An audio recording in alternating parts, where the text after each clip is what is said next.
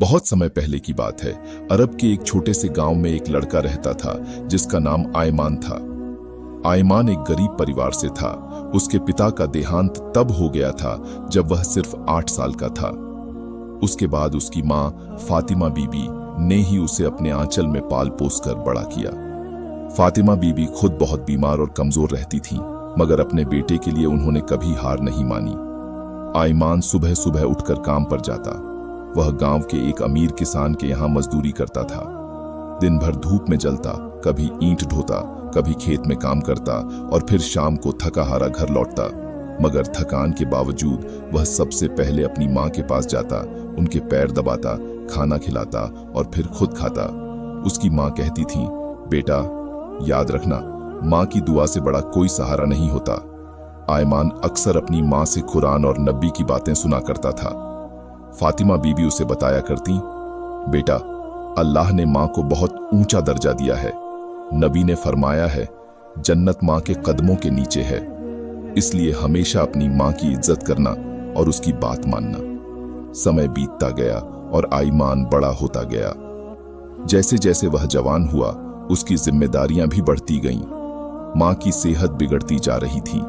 उनके पैर में दर्द रहता, सांस फूलने लगती और कभी कभी तो बिस्तर से उठ भी नहीं पाती। गांव में कोई अच्छा डॉक्टर नहीं था, इसलिए आयमान अपने मामूली पैसों से पास के कस्बे में माँ का इलाज करवाने जाता। कई बार तो उसे खुद भूखा रहना पड़ता, मगर माँ की दवा कभी नहीं छोड़ता। कई लोग उसे कहते, आयमान तू अपनी माँ के इलाज पर इतना खर्च क्यों कर रहा है? अपनी जिंदगी बना, शादी कर ले।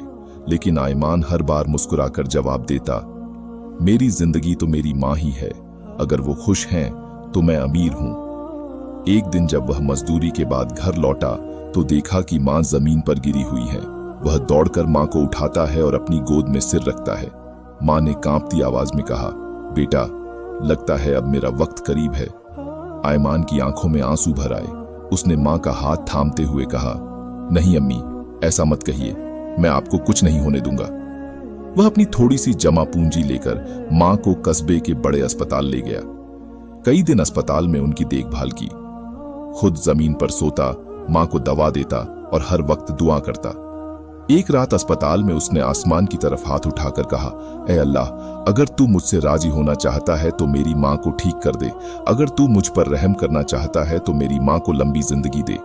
अल्लाह की मर्जी से माँ की तबीयत कुछ ठीक हो गई।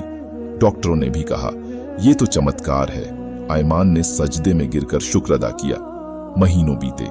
माँ फिर से थोड़ी कमजोर जरूर थीं, मगर मुस्कुरा रही थीं।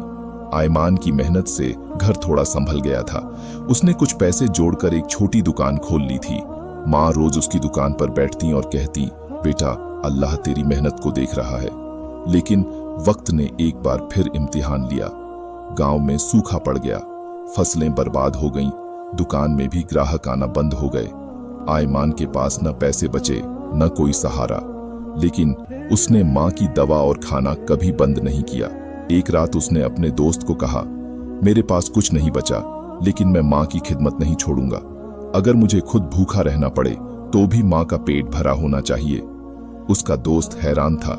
लोग अक्सर अपने लिए सोचते हैं, लेकिन आयमान अपनी माँ के लिए जी रहा था। एक सर्द रात को फातिमा बीबी की तबीयत बहुत ज्यादा बिगड़ गई। सांस रुक रुक कर चल रही थी। आयमान उनके पास बैठा हुआ रो रहा था।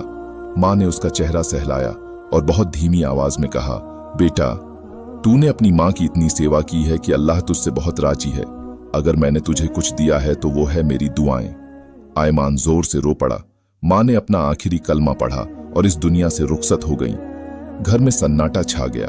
आयमान की जिंदगी जैसे ठहर गई। कई दिन तक वह कुछ बोल भी नहीं पाया। गांव वाले कहते, आयमान अब बहुत अकेला हो गया। लेकिन वह हर दिन माँ की कब्र पर जाता, वहां बैठकर कुरान पढ़ता और रोता। एक रात वह माँ की कब्र के पास बैठा था और वहीं उसे नींद आ गई। सपने में एक रोशनी दिखाई दी और आवाज आई, आयमान तूने अपनी माँ की इतनी सच्चे दिल से सेवा की कि तेरे सारे गुनाह माफ कर दिए गए। तेरे लिए जन्नत में एक ऊंचा मकाम तैयार किया गया है। आयमान रोशनी की तरफ बढ़ा और अपनी माँ को जन्नत के बाग में मुस्कुराते हुए देखा।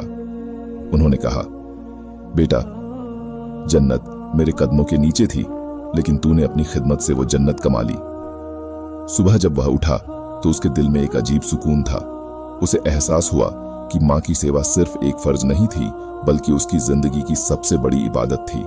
उसने ठान लिया कि अब वह अपनी जिंदगी दूसरों की मदद में लगाएगा, ताकि अल्लाह उससे और ज्यादा राजी हो। गांव के लोग उससे मिलने आने लगे। कोई कहता, आयमान, तेरी माँ बहुत खुश नसीब थी। कोई कहता, तेरी माँ की वजह से अल्लाह ने तुझे बरकत दी। और सच में ऐसा ही हुआ। धीरे धीरे उसकी दुकान फिर से चल पड़ी। लोग उस पर भरोसा करने लगे। वह हर कमाई का एक हिस्सा गरीबों में बांटता, लेकिन अपनी माँ की कब्र पर रोज जाता और कहता, अम्मी, आपकी दुआओं ने मुझे यहाँ तक पहुँचाया। माँ की सेवा सबसे बड़ी इबादत है। इस्लाम में माँ का दर्जा इतना ऊंचा है कि जन्नत माँ के कदमों में रखी गई है। माँ की दुआ तकदीर बदल सकती है। जैसे आयमान की जिंदगी में माँ की दुआ से बरकत आई। माँ का प्यार बेनियाज होता है। वह बिना किसी बदले के अपने बच्चों के लिए कुर्बानियां देती है। माँ की खुशी में अल्लाह की खुशी है। अगर माँ